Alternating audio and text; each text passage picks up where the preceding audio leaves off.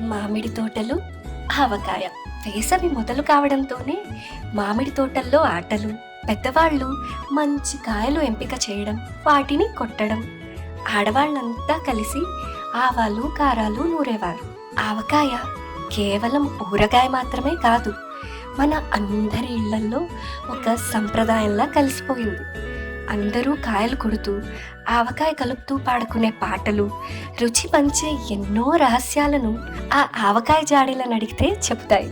తొలి ముద్ద ఎప్పుడు నేతితో కలిపిన ఆవకాయతోనే.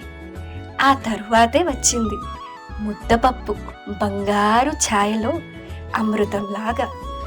ఒకసారి పండగకి వెళితే బామ్మ ఆవకాయ కారం తెలియకూడదని పిల్లలందరికీ మెత్తగా వండిన ముద్దపప్పుని నేతితో అన్నంలో కలిపి ఆవకాయ అద్ది పెట్టింది.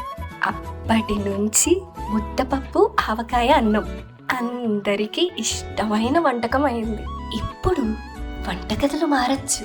అప్పటి బామ్మ చేతి నుంచి ఇప్పటి వరకు అదే రుచి, అదే అనుభూతి. ఇది కేవలం అన్నం కాదు, మన సాంప్రదాయం.